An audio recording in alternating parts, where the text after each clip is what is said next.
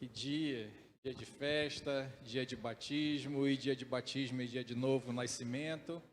E como nascidos novos, cada um recebeu sua certidão de nascimento em Cristo. Graças a Deus por isso. Todos nós em festa. E gratos a Deus porque o Senhor nos ajudou até aqui. Mas nós temos mais missões pela frente.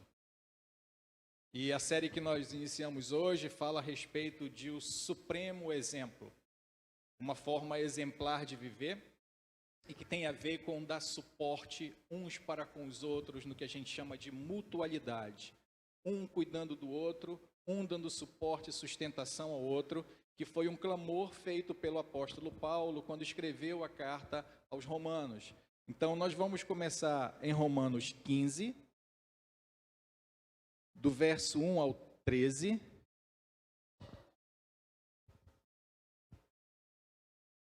(15, 1 ao 13). Então diz assim: nós que somos fortes, temos o dever de suportar as fraquezas dos fracos, em vez de agradar a nós mesmos. Portanto, cada um de nós deve agradar ao próximo, visando o que é bom para o aperfeiçoamento dele. Pois também Cristo não agradou a si próprio, mas, como está escrito, os insultos daqueles que te ofenderam caíram sobre mim. Porquanto tudo o que foi escrito no passado foi escrito para nos ensinar, de forma que, por meio da perseverança, do bom ânimo provenientes das Escrituras, mantenhamos firme a nossa esperança. Que Deus, que nos concede perseverança e encorajamento, deles também a disposição de pensar unanimemente de acordo com Cristo Jesus, para que, com a mesma convicção e uma só voz, glorifiqueis ao Deus e Pai de nosso Senhor Jesus Cristo. Portanto, acolhei-vos uns aos outros, como também Cristo nos aceitou para a glória de Deus. Afirmo, pois, que Cristo se tornou servo dos que são da circuncisão por amor à verdade de Deus, a fim de confirmar as promessas feitas aos patriarcas, e para que também os gentios glorifiquem a Deus por sua misericórdia, como está escrito: por isso eu te glorificarei entre os gentios e cantarei louvores ao teu nome. E diz ainda: alegrai-vos, gentios, juntamente com o seu povo. E mais, louvai ao Senhor todos os gentios e louvem-no todos os povos. E Isaías, enfatizando, declara: brotará da raiz de Jessé aquele que se levantará para reinar sobre os gentios. Nele os gentios depositarão toda a sua esperança. Portanto, que o Deus da esperança vos abençoe plenamente com toda alegria e paz à medida da vossa fé nele, para que transbordeis de esperança pelo poder do Espírito Santo. Glórias ao Senhor. Querido, Paulo escreve para uma comunidade, por ouvir falar de vários eventos que ali aconteciam, e algo que toca muito profundamente o coração de Paulo é sobre como viver em comunidade. Havia uma distorção de convivência, havia um desequilíbrio de convivência naquela comunidade. Então, Paulo escreve fazendo um apelo a eles. Dentro de uma comunidade, como há muitas pessoas diferentes e que vêm de raízes diferentes, e como a gente leu, vêm os gentios, que eram aqueles que não eram povo de Deus, e que são acolhidos também com os judeus, que eram o povo eleito por Deus. E dentro de toda essa convivência e as distorções que houve, então Paulo faz um clamor, e o clamor é: suportai os mais fracos. Vós que sois fortes, suportai os mais fracos. E hoje a nossa missão aqui é tentar aprender a suportar os mais fracos. E eu começo por Filipenses 3, 12 a 14. E diz assim: não que eu já tenha alcançado tudo isso, ou seja, perfeito. Entretanto, eu vou caminhando, buscando alcançar aquilo para que também fui alcançado por Cristo Jesus.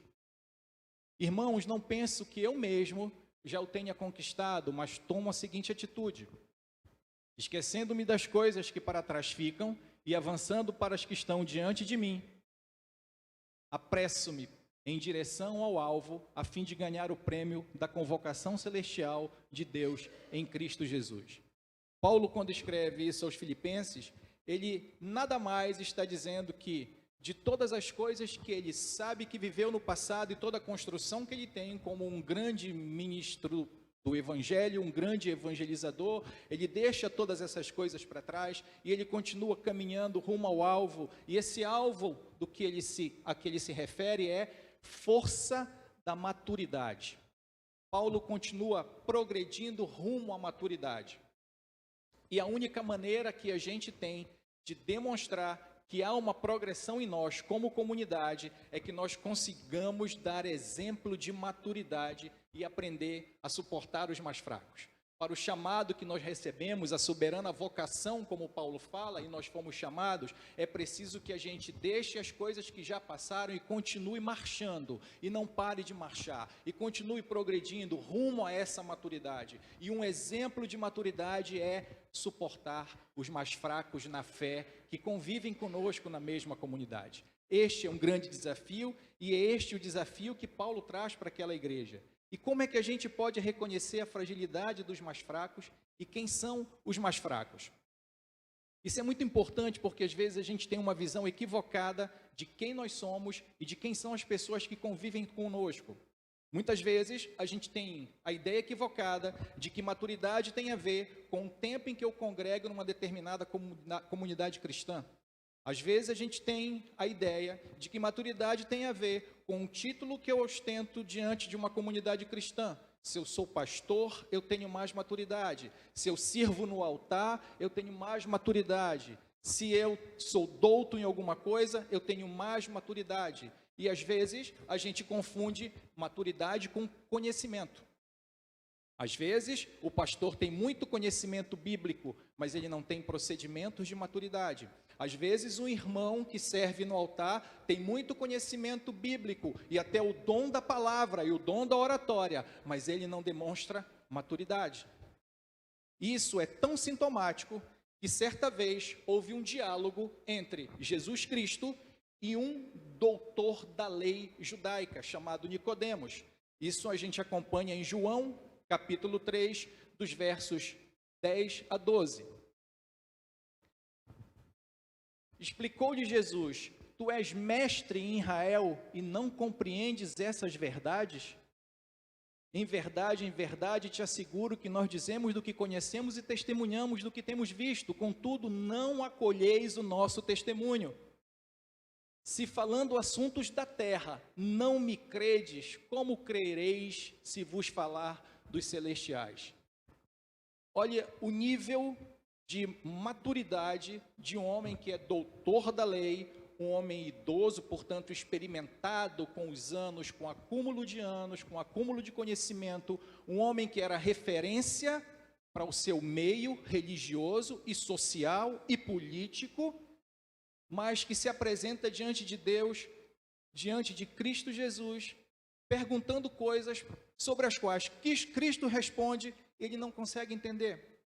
Tudo que Cristo disse para ele é: se tu queres alcançar o reino, te é necessário nascer de novo. Assim como os nossos irmãos acabaram de fazer hoje numa declaração pública. Eles mergulharam no sentido de sepultar a velha criatura e nasceram de novo no sentido de receber a vida de Cristo nas suas vidas.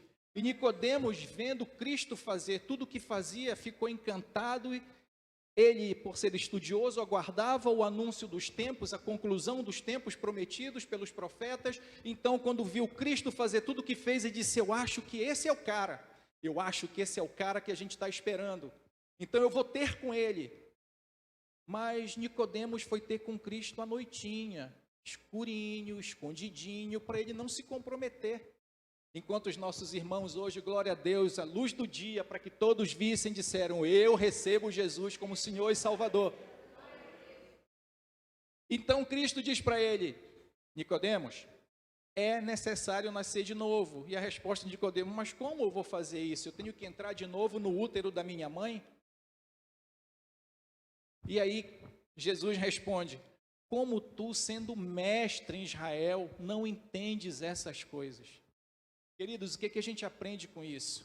Que fortalecer os fracos, demonstrando maturidade, nada tem a ver com nossos títulos, com o conhecimento acumulado, com o nosso status social ou econômico, ou com qualquer atividade que nos confere dentro da igreja. Para que a gente consiga fortalecer os fracos, é preciso que sejamos maduros na fé. E como é que eu posso testemunhar, então, que eu sou maduro e que eu estou proposto, disposto e preparado para suportar os mais fracos? É o meu testemunho que vai dizer isso. Não muito tempo, o pastor Felipe ministrou aqui sobre talentos, tesouro e tempo. Um tripé, uma tríade de sustentação para quem serve a Deus. É preciso que a gente empenhe os nossos talentos, é preciso que a gente se despoje dos nossos tesouros, é preciso que a gente ceda o nosso tempo para as coisas do Senhor. E a esse T, eu acrescento este outro T, que resume todos os outros, que é o nosso testemunho. É a partir do nosso testemunho que eu mostro qual é a força da minha maturidade. É a partir do meu testemunho que eu sei que eu sou ou não maduro. E baseado em que, ou focado em quem eu falo isso? É claro que nele, no Senhor Jesus, que foi o maior exemplo de testemunho, o maior exemplo de maturidade. Por quê? Porque ele, diante de um conflito de vontades, com a morte batendo à sua porta e a cruz sendo anunciada, e ele sabia, ele teve um momento de duelo e dizendo: Pai, se for possível, afasta de mim esse cálice, mas que a minha vontade não prevaleça em detrimento da tua, que valha a tua vontade. Então, nós começamos a compreender que na vida cristã, expressão de maturidade tem a ver com fazer a vontade de Deus e não a nossa vontade. Esse ponto eu tratei na última ministração que nós fizemos, que a maturidade, ela não deve ser uma disputa de versões, uma disputa de achismos, uma disputa de preferências, mas a maturidade ela tem que se basear em dois aspectos principais. Primeiro, no quanto eu entendo e aceito me submeter à vontade de Deus e aos padrões do reino. Esta é a primeira expressão de maturidade. E olha que padrões do reino desafiadores. O maior tem que ser o menor. Aquele que quer ser o maior, que seja servo de todos. Este não é o padrão do mundo. Este é o padrão do reino de Deus. Aquele que tem que perdoar, Pedro perguntou: Senhor, quantas vezes tenho que perdoar o meu irmão? 7? E Jesus respondeu: não te digo 7, digo 70 vezes 7. Este é um padrão de submissão à vontade de Deus. Dar a outra face, alguém te agride, te bate de um lado e você faz exatamente o oposto do que o mundo faz, porque lá fora é bateu, levou.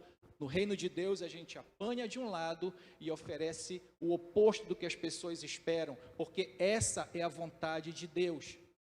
E escolher a vontade de Deus em vez da minha, andar na vontade de Deus em vez da minha, é o meu testemunho de maturidade. Então essa é a primeira coisa que cada um de nós deve se perguntar: se eu tenho condições de suportar os fracos e se eu tenho condição de mostrar maturidade, me submetendo à vontade de Deus e aos padrões do reino de Deus. Mas, além da minha relação com Deus e do meu entendimento sobre mim mesmo, eu preciso também pensar que existe uma relação congregacional. Eu preciso ver o quanto eu estou disposto a ser cooperador na casa do Senhor, na comunidade onde eu estou inserido, e é esse o apelo de Paulo para aquela comunidade. Vocês que são fortes, sustentem, suportem os que são mais fracos na fé. Vocês receberam isso como bênção, então sejam abençoadores. E aí, queridos, eu falo com tristeza aos irmãos que as estatísticas elas não são favoráveis a nós, comunidades cristãs como um todo. Segundo as estatísticas, menos de 30% das pessoas que frequentam comunidades cristãs estão envolvidas em algum trabalho ou serviço dentro dessa comunidade. Eu vou repetir. Apenas 30% das pessoas que estão envolvidas em comunidades cristãs participam ativamente das coisas do trabalho na casa do Senhor e no cuidado da casa do Senhor. E na casa do Senhor há vários filhos, e há filhos fortes e há filhos fracos, e os filhos fortes têm que sustentar os fracos, mas não mais do que 30% desses filhos se dispõem a cuidar dos irmãos mais fracos. Isso deveria ser motivo não só de reflexão, mas de um pouco de vergonha, e eu falo aos irmãos em amor, sem querer ferir o coração de nenhum dos irmãos, mas trazendo isso como um despertamento para que a gente passe a ter atenção sobre qual é a nossa posição dentro desse corpo, dentro desse organismo que nós chamamos de igreja. Como é que eu me vejo tomando parte deste corpo, onde eu me interesso apenas pelo que é meu braço e as pernas que se danem, porque não são minhas. Apenas 30%, queridos, estão envolvidos com a coisa de cuidar dos negócios do Pai, com as coisas da casa do Senhor. E aí a argumentação do apóstolo Paulo, ela passa exatamente por isso. Ele argumenta entre fraqueza e fortaleza. E ele pede: vós que sois mais fortes, eu faço um apelo, sustentem, suportem os que são mais frágeis, porque todos nós caminhamos para o mesmo alvo em Cristo Jesus. Se não, vejamos Efésios 4, 13 a 16.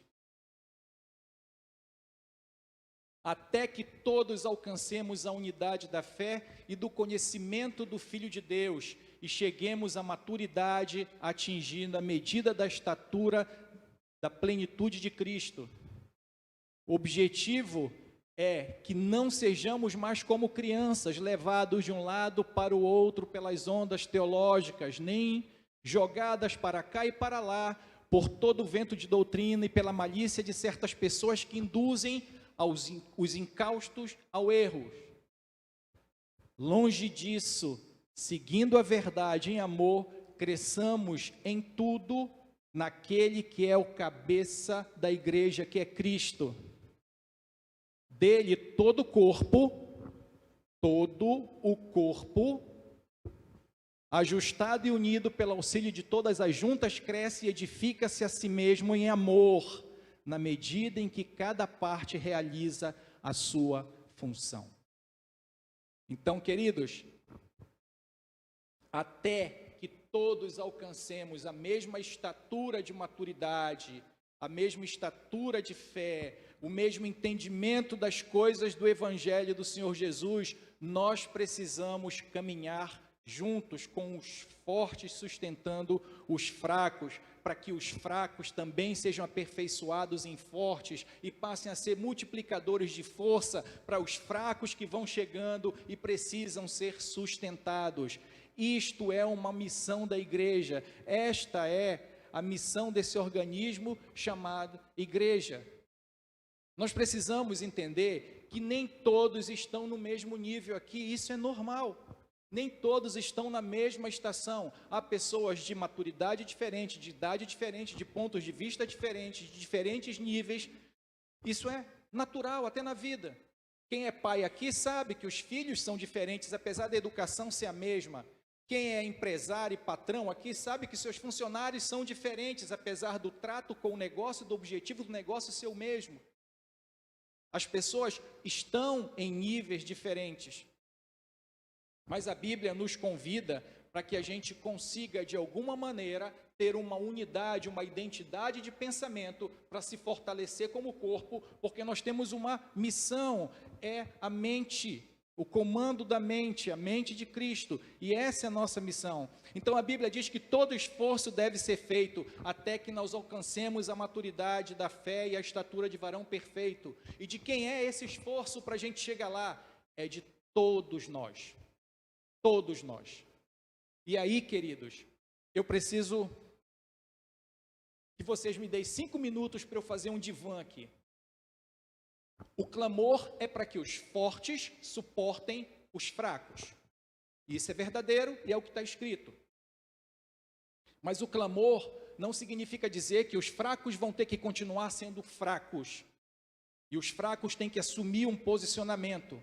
E se nós, que somos fortes ou nos julgamos fortes, não ensinarmos os fracos a chegarem lá, o que vai acontecer é que os fortes vão adoecer. Os fortes vão começar a enfraquecer, os fortes vão começar a perder poder de força, e o corpo não vai poder andar com funcionalidade. Os fortes devem suportar os fracos, mas os fracos devem começar a encontrar sua posição dentro desse organismo chamado igreja, porque senão os fortes vão cansar. Queridos, nós quando começamos aqui, nós tínhamos uma luta conosco mesmo, de um proteger o outro, de andarmos ombro com ombro. O que hoje vocês veem aqui nessa estrutura física é longe do que era quando nós chegamos. Certa vez eu cheguei aqui, pastor Felipe, o Neto, que ministra louvor aqui em cima, e o Maxi, que não está presente hoje, viraram uma madrugada trabalhando aqui. Quando eu cheguei, eles estavam só a tala do paneiro, só o pau da rabiola. E eu não pude vir para cá para pernoitar com eles no trabalho, porque eu estava de plantão. Então, quando eu cheguei aqui, que eu os vi naquele cansaço, aquele consumo, eu digo, eu tenho que fazer alguma coisa para ajudar os meus irmãos. Eu tenho que fazer alguma coisa para ser cooperador com eles. E tinha uma parede dessa altura aqui, de cima a baixo, lá atrás, onde hoje é a sala das crianças. Eles disseram, a gente vai fazer um lanchinho aqui rapidinho, só para descansar, a gente já volta para derrubar contigo. Eu digo, beleza, vão lá. E eu disse, Senhor, antes dos meus irmãos voltarem, eu tenho que derrubar essa parede. Eu não vou dar esse trabalho para eles. Eles já se consumiram a noite toda. Isso, queridos, é espírito de corpo, é entendimento de que a gente precisa ajudar, porque as pessoas, mesmo fortes, elas têm um limite. E se os fracos não assumirem o seu lugar, os fortes vão cansar. Nós fomos para uma missão longe daqui, pegamos quase 4 horas de estrada, chegamos já no meio da noite, com uma carreata que nós éramos levando crianças. E quando nós conseguimos saber o local em que nós íamos ficar, era mais ou menos uns 600 a 700 metros de deslocamento, de onde os carros podiam chegar até onde nós tínhamos que nos alojar. Areia fofa e escuro da noite, só com o brilho da lua e das estrelas. E aí eu olhava e dizia, caramba, o Neto tem a Isadora e a Karina para cuidar. O Felipe tem a Jane e o Daniel. O Maxi tem a Sarinha e mais a Silvia. E o Paulo está com o joelho ruim e tem que cuidar da Cíntia e tem que cuidar da Camila. E aí, olhando, a Nath e o Tiago tinham que cuidar da Bela. E eu era o único que estava solto ali. Disse, então, eu tenho que andar mais uma milha. Eu tenho que fazer mais. Enquanto eles estavam fazendo as coisas, eu fui fazer não sei quantas viagens, carregando peso, trazendo, porque eu entendia que aquele era o momento de eu dar um pouco mais para os meus irmãos que estavam ali também na mesma dificuldade que eu. Esse sentido de cooperação, ele não pode se afastar de nós. Nós continuamos nisso até hoje. E às vezes nos dá uma certa aflição quando o pastor Felipe coloca no grupo, alguém pode ajudar amanhã na limpeza da igreja? Isso é um pedido, queridos. Isso é um pedido de socorro para todos nós, membros dessa igreja. Porque quando a gente chega aqui domingo, está tudo bonito, limpinho, arrumadinho, as teias de aranha foram tiradas, as cadeiras estão passadas com álcool, o chão foi limpo, está tudo maravilhoso. Mas para chegar até esse momento, houve esforço e suor de muitos. E o pastor, ele também tem esposa, ele também tem família, e não pode recair tudo nos ombros dele, porque ele é o pastor. Nós, como cooperadores, fazemos parte do corpo, ele não é mais especial que nós, nem melhor que nós, porque ele é pastor. Esta obrigação é de todos os membros dessa casa, e a gente precisa ter esse entendimento e vestir essa camisa de responsabilidade, porque senão o pastor vai cansar. E está cheio de pastores feridos por aí, porque as ovelhas os ferem. Está cheio de pastor abrindo mão do ministério, porque não dá conta de carregar um ministério sozinho, porque ele precisa de cooperadores. E Paulo diz: vocês que são mais fortes, sustentem, suportem os mais fracos, mas não deixem os mais fracos continuarem sendo fracos, façam-os fortalecer, para que todos alcancem a estatura de varão perfeito. Essa é uma obrigação que nós temos. E nós precisamos, portanto, queridos, dessa ação conjunta. Nós precisamos nos entender como corpo de Cristo. Por favor, Anderson, 1 Coríntios 12, 14 a 17. Porque também o corpo não é constituído de apenas um membro, mas de muitos. Se porventura o pé disser, porque não sou mão, não pertenço ao corpo, nem por isso deixa de fazer parte do corpo. E se a orelha reclamar, porque não sou olho, não pertenço ao corpo, nem por isso ela deixa de fazer parte do corpo. Se o corpo todo fosse olho, onde estaria a capacidade de ouvir? E se o corpo todo fosse audição, onde estaria o olfato? Queridos, não tem membro menor ou menos importante. Aqui nesta comunidade chamada Alto Monte, todos importam e todos devem se importar. Todos são importantes e todos devem assumir a sua posição.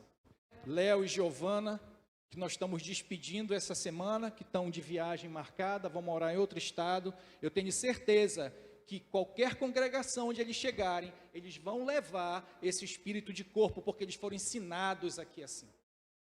Eles foram instruídos aqui assim, que é preciso ser cooperador, que não dá para andar só carregado nas costas dos outros, que cada um precisa contribuir de alguma maneira, para que o corpo continue com a sua funcionalidade, porque todos foram chamados para o ID, não foi só os maduros chamados. Quando Jesus comissionou, ele disse: vão e levem o evangelho por onde quer que vocês forem. Então não é uma missão só dos fortes, é de todos aqueles que se comprometem com Cristo como Senhor e Salvador e com os negócios do seu interesse, com os negócios do interesse dele. E isso nós temos que carregar. Se por um lado a gente sabe que existe uma ação sobrenatural do Espírito Santo e que é a mais importante de todos, por outro lado, é preciso da cooperação dos crentes da comunidade em favor desse corpo. O corpo não é da igreja, o corpo é de Cristo. O corpo não pertence à igreja, mas a igreja pertence a Cristo. Então todos os membros são importantes e precisam se importar com isso. É uma responsabilidade para a qual todos nós somos chamados por Deus. E um membro forte, queridos, é aquele que entende que precisa dos outros membros, por mais fracos ou menores que sejam, mas ele precisa para que o organismo sobreviva e consiga caminhar. Um membro forte é aquele que se permite ser capacitado por Deus para ajudar e sustentar e suportar na funcionalidade dos membros mais fracos. Mas não pode ser diferente entre nós.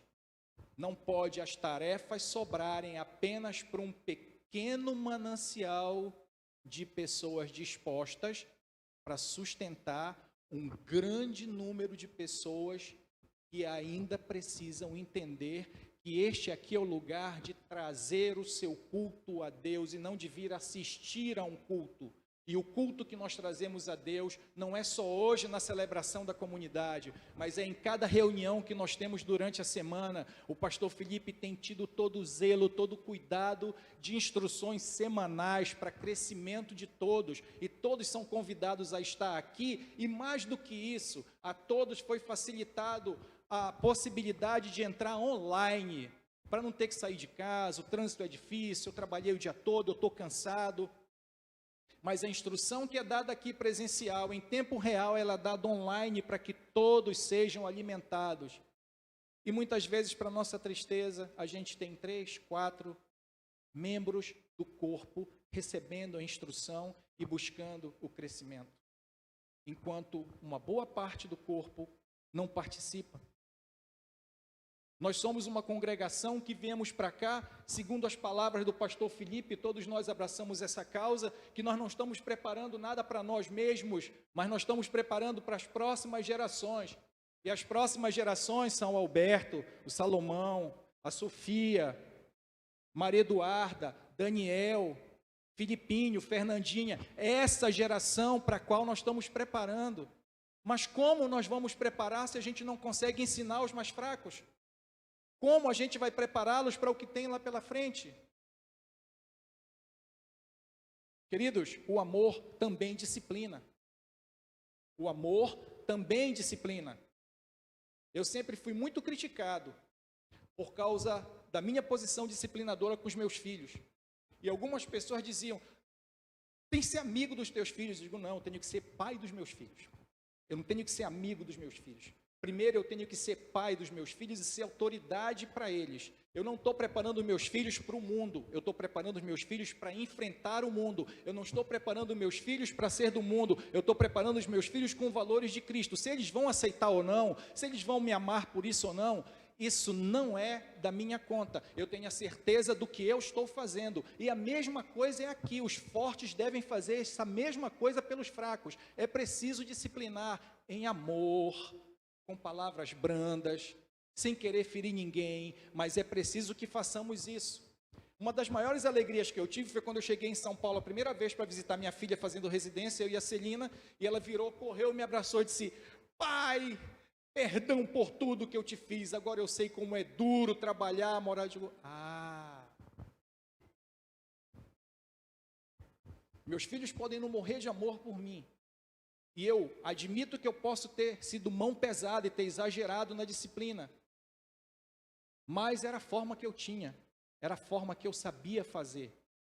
E um dia, o destino, o tempo mostrou para ela por que eu fazia tudo aquilo. Por que eu cobrava quando tinha um garfo em cima da pia e que tinha que tirar? Mas é só um garfo. Eu digo, hoje é um garfo, amanhã são dois, amanhã é a faca, amanhã é o prato, amanhã é o entulho, e eu não admito isso. Ponto, é disciplina. Goste ou não goste. O problema é que a gente tem um paternalismo mundano e não paternalismo do reino. O paternalismo do reino nos protegeu, nos salvou pela graça, mas houve sacrifício do sangue inocente de Cristo. O nosso paternalismo mundano é passar a mão na cabeça, não, mas ainda é pequenino, ele vai crescer, aí a gente vai esperar ele crescer, e ele não cresce sendo ensinado, não cresce sendo disciplinado, e depois a gente já não tem mais o controle das coisas. Queridos, eu estou enfrentando um problema familiar grave. 2 idosos na minha família resolveram adotar um menino para criar, porque o filho não assumiu a paternidade. Então, eles, como avós, assumiram a paternidade. Sem ter condição física, por já serem idosos, sem ter condição financeira, mas assumiram, porque não queriam deixar sangue do sangue deles daquele jeito. E aquele menino foi crescendo de forma distorcida. E todo dia eu dizia, olha o que está acontecendo, olha o que está acontecendo. E se passaram 25 anos, quando os 2 velhos, dentro de casa, que precisavam ser protegidos por aquele agora homem de 24 anos, e demonstrar a eles gratidão e zelo, foi flagrado no quarto, jogando videogame e fumando um baseado. Por quê? Eu não posso julgar ninguém, eu não estava lá, eu não sei, mas o que eu vi, muitas vezes eu avisei. Porque a gente que é mais forte não quer ensinar os que são mais fracos, e acha que a gente tem que viver de passar a mão na cabeça de filho, e que ele vai crescer e um dia ele assume a responsabilidade. Eu e a Celina estamos enfrentando um outro problema familiar, de uma criança que está crescendo sem a disciplina e manda nos pais. E o pior disso é que a criança está doente. Ela está doente, física e emocionalmente. Agora os pais estão adoecendo. Por quê? Porque falta disciplina. As pessoas acham que amor não traz disciplina. E aqueles que são fortes precisam ensinar os fracos, dar suporte aos fracos. Não é só colocar no ombro e sair arrastando. É ensinar, é dar direção. É procurar passar valores. Isso pode doer? Pode doer. Mas nós não podemos nos furtar a isso, é isso que Paulo escreve. Vós que sois fortes, sustentem os fracos. Consigam instruir os fracos, coloquem os fracos na mesma pisada, coloquem os fracos no mesmo trajeto. Não juntem os seus grupinhos de fortes, como os intelectuais fazem. Os intelectuais se reúnem e deixam os indoutos, os incultos para lá, porque a gente não se mistura com os indoutos. Tem até um nome para isso, que eu já até esqueci. Quando só os intelectuais se reúnem. É uma espécie de sectarismo, de partição. Nós não nos misturamos com essa ralé, essa plebe. E aqui também não pode ser assim. E aqui nesta comunidade não é assim. Aqui não tem panelinha, aqui não tem preferência. Aqui todo mundo pertence ao mesmo Cristo e cada um tem que cuidar do outro. Amém, igreja? Graças a Deus por isso. Graças a Deus por isso. E nós precisamos entender tudo isso, porque como está em Lucas 12, por favor, Lucas 12, de 42 a 48. Já vai acabar, irmão. Sei que bocejou aí, já vai terminar. Ao que o Senhor lhe asseverou: quem é, portanto, o administrador fiel que age com bom senso, a quem seu senhor encarrega dos seus servos para ministrar-lhes a sua porção de alimento no tempo devido? Feliz o servo a quem o Senhor surpreender agindo dessa maneira quando voltar. Asseguro-vos que ele o encarregará de todos os seus bens. Todavia, imaginai que esse servo pense consigo mesmo: meu senhor tarda demais a voltar, e por isso comece a agredir os demais servos e servas, entregando-se à glutonaria e à embriaguez. Entretanto, o senhor daquele servo voltará no dia em que ele menos espere, no momento totalmente imprevisível. Ele o punirá com todo rigor e lhe condenará no lugar dos infiéis. Aquele servo que conhece a vontade do seu senhor e não prepara o que ele deseja, nem age para agradá-lo, será castigado com extrema severidade. Contudo, aquele que não conhece a vontade do seu senhor, mas praticou, que era sujeito a castigo, receberá poucos açoites. Porque, igreja, a quem muito foi dado, muito será cobrado. Se a você foi dada força e maturidade, conhecimento, entendimento de Deus, a você será cobrado o fato de não contribuir para a instrução e crescimento do seu irmão que é mais fraco na fé. Amém, igreja? Muito bem. Aos fortes, cabe algumas considerações e nós já vamos finalizar. A primeira não é minha função fazer ninguém igual a mim, mas igual a Cristo. Então eu não estou aqui para fazer discípulo de mim mesmo. A minha função é preparar as coisas do Senhor para quando Ele voltar e para que todos estejam na mesma estatura espiritual, estatura de varão perfeito. Segundo, a minha função é compreender a fragilidade ou a fraqueza dos meus irmãos, mas reconhecer também as minhas fraquezas. Porque, como Paulo disse, não que eu já tenha alcançado, isso é Paulo, o Paulo falando, não que eu já tenha alcançado tudo que eu acho que sou ou que dizem que sou, mas em vez disso, eu deixo para trás tudo que já passou e que dizem que sou, que fui, e eu estou caminhando rumo à maturidade, porque eu, Paulo, ainda posso amadurecer mais em Cristo e cada um de nós também pode fazer isso. E para isso, querido, nós precisamos nos autoexaminar. E nós precisamos adotar uma posição de comunidade madura. Não é nossa posição fazer julgamento de ninguém por nada, mas dar suporte e repreender com elegância, com carinho, com amor, para que todos andem no mesmo prumo.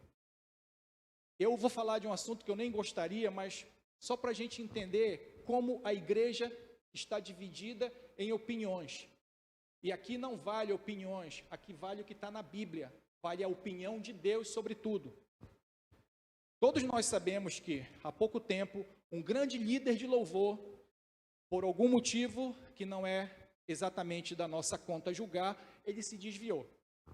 E aí eu não tenho muito essa coisa de rede social, mas alguém me mostrou, olha aqui, estão falando do fulaninho. E o fulaninho que estava falando do fulaninho, num programa aí de um outro camarada chamado Brunão, uma coisa assim, tem um ministério de louvor, não sei o quê, aí dizendo, não, ninguém tem que escutar mais música desse cara na igreja, não. Não tem mais que tocar música desse cara na igreja. Tem que execrar esse cara. Um moleque que não tinha nem pelo no rosto, passando sabão na queda do irmão. Pelo menos devia ser irmão. Esse irmão, durante décadas, todo mundo cantava as músicas dele. Vou avançar, eu vou crescer, ninguém vai me deter. Meu alvo é Cristo. Todo mundo cantava isso. Agora que o cara caiu, agora o cara não presta, ele está condenado. E não foi Cristo que condenou, foi a própria comunidade cristã que condenou. Porque as pessoas se acham no direito de, em vez de dar suporte para quem precisa e tirar do chão o irmão que caiu, prefere execrá-lo. Esse modelo não é o modelo da Bíblia, este não é o modelo, nós somos o ministério da reconciliação. E um moleque daquele, que nem pelo no rosto tem, dizendo, se as igrejas não sabem o que tocar, toca os hinos da harpa, como se os hinos da harpa também fosse uma porcaria, fosse a segunda escolha. Olha só o nível. E isso internet, rede cristã. Pessoas nossas que creem no mesmo Deus e que se acham maduras para dar esse tipo de declaração, esse tipo de opinião. Então, cuidado, irmãos. Muito cuidado. Porque a Bíblia diz, em Romanos 14:4, por favor, Romanos 14:4. Está demorando muito, Anderson. Quem és tu que julgas o servo alheio? É para o seu Senhor que ele está em pé ou cai, e permanecerá em pé, porque o Senhor é capaz de o sustentar. Se você, como irmão, faltar com a sua parte de carregar o irmão que caiu, o Senhor vai levantar outro para fazer isso. E você vai perder a bênção. Porque não nos cabe julgar o servo de Deus, por quem Deus morreu na cruz. Ele vai se acertar com Deus no tempo propício dele com o Senhor. Não é minha função ficar fazendo de nenhuma maneira julgamento, principalmente porque em 2 Coríntios 5,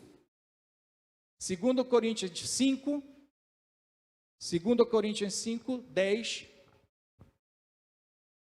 diz assim, portanto, todos nós deveremos comparecer diante do tribunal de Cristo, a fim de que cada um receba o que merece em retribuição pelas obras praticadas por meio do corpo, quer seja o bem, quer seja o mal. Então, querido, se você acha que é super crente, que é super maduro, que você é o cara que está no topo da onda da Alto Monte Church, você também vai passar pelo tribunal de Deus. Não interessa se você serve aqui no altar, não interessa se você vai chegar lá com o seu documento hoje de batismo, sua certidão de nascimento, não interessa se o pastor vai chegar lá e mostrar a carteirinha dele de pastor, não interessa. Todos vão passar pelo tribunal de Cristo. Portanto, queridos, cuidado com o julgamento precipitado e cuidado com essa indiferença com quem é mais fraco na fé. Nós que somos mais fortes, precisamos suportar a todos. E eu preciso dar prova de que sou maduro. E a maneira de eu dar prova de que eu tenho força e que sou maduro é suportando os meus irmãos. E para finalizar, eu tenho 3 perguntas para nós fazermos e que a Bíblia vai nos responder. Primeiro, é como eu lido com as coisas que nos meus irmãos me incomodam, e isso já está escrito em Romanos 15, como a gente leu. Eu preciso me preocupar muito menos com os meus interesses, com o meu bem-estar, com o que eu quero, com o que eu acho, com o que é confortável para mim, e me preocupar com o meu irmão que é mais fraco, porque isso é prova de amor, e isso é ordem que está escrito na Bíblia, simples assim. Então, como eu tenho que lidar com o irmão que me incomoda, com a saia que a irmã veste, com a calça que a irmã veste, se ela veio de decote, se ela não veio, isto não é problema meu. O meu problema como irmão é chegar com ela e em amor dizer, irmã, vamos rever, vamos conversar, vamos fazer assim, e não simplesmente condenar, execrar e apontar o dedo. Primeira coisa. A segunda coisa é como Cristo lidou com todo o incômodo que nós trouxemos a Ele. Isaías 53, 4, 5. Como foi que Cristo fez com todos os incômodos dos nossos muitos pecados contra Ele? E, no entanto, suas dores eram as nossas próprias enfermidades que Ele carregava em seu ser. Sobre seu corpo levou todas as nossas doenças. Contudo, nós o julgávamos culpados e castigados por Deus, pela mão de Deus, ferido e torturado. Então foi assim que Cristo tratou com as nossas inconveniências aos olhos dele, aos olhos de Deus.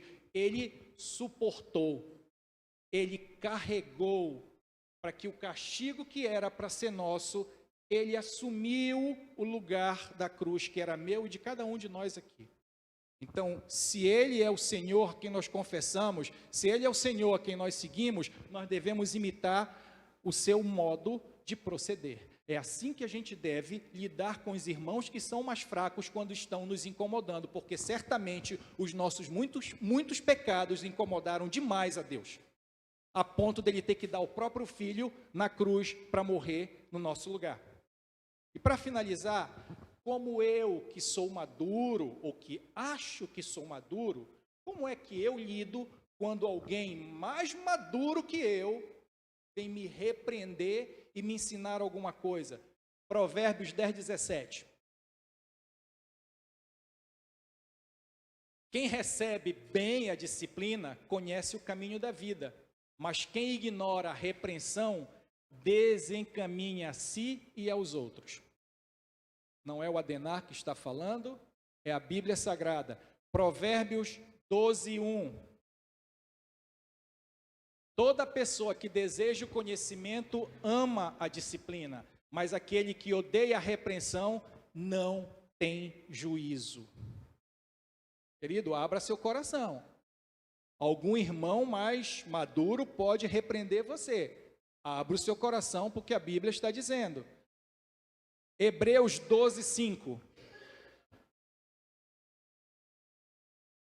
Hebreus 12, 5. Estais esquecido da palavra de encorajamento que ele vos dirige como filhos? Meu filho, não desprezeis a disciplina do Senhor, nem desanimeis quando por eles sois repreendido. Abra seu coração, querido, abra sua mente. Deus está falando. Prepare-se para ser repreendido também, porque é muito fácil a posição de ser maduro para repreender os outros. Prepare-se para ser corrigido também, porque tem sempre alguém mais maduro que você, e você também está sempre metendo o pé na jaca de vez em quando, só que não se enxerga. Todos nós, eu inclusive.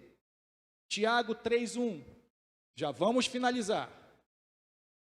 Caro irmãos, não vos torneis muito de vós mestres. Ai, ai, ai. Porquanto sabeis que nós, os que ensinamos, seremos julgados com maior rigor. Então, eu hoje estar aqui, eu sei o peso dessa palavra. Eu sei que o rigor para mim, segundo a palavra de Deus, eu que estou aqui trazendo hoje o ensino, entregando a palavra à comunidade, eu sei que para mim pesa muito mais o julgamento de Deus pelo fato de eu me colocar nessa posição. E para finalizar agora de vez, Tiago 5, 19 e 20. Queridos irmãos, se algum de vós se desviar da verdade e alguém o reconduzir a ela, lembrai-vos disto: quem ajuda um pecador a se arrepender do seu mau caminho, salvará da morte essa alma e contribuirá para o perdão de uma grande multidão de pecados. Querido, então seja um reconciliador. Em vez de você ser mais um acusador, quem vai chutar cachorro morto, quem vai pisar no dedo de quem está pendurado no abismo para apontar, faça o trabalho de membro maduro, de reconciliação, de trazer de volta o seu irmão que desviou. Foi para isso que nós fomos chamados. Amém, igreja? Amém? Graças a Deus.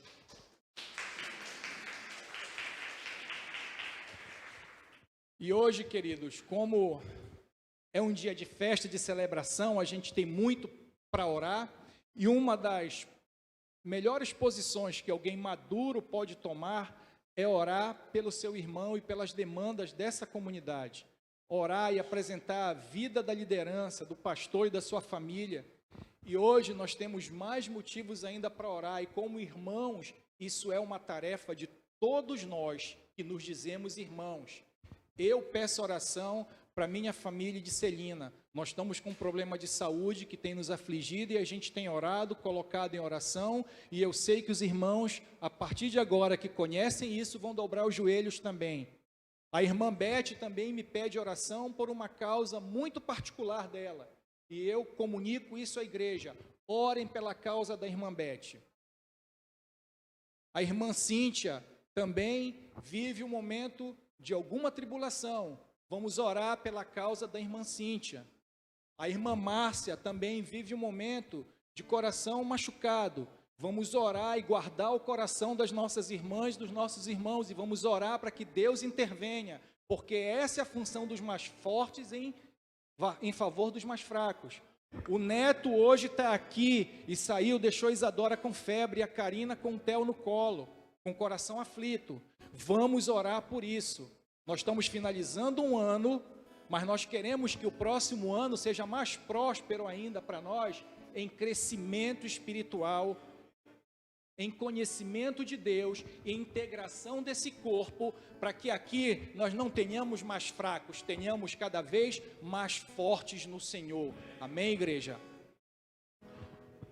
Meus irmãos que estão nos acompanhando de Açailândia, a irmã Valéria, o irmão Ronaldo, que também atravessam uma questão muito particular, que não cabe a gente saber o que é, nos importa como irmãos, chorar com os que choram, assim como a gente se alegrou hoje pela alegria de todos que se batizaram. Então nós temos que estabelecer cobertura de oração, nós temos que começar a ter mais comprometimento com os nossos ensinos durante a semana, que é para crescimento de todos. Nós precisamos ter mais envolvimento de todos para cuidar das coisas da casa do Senhor.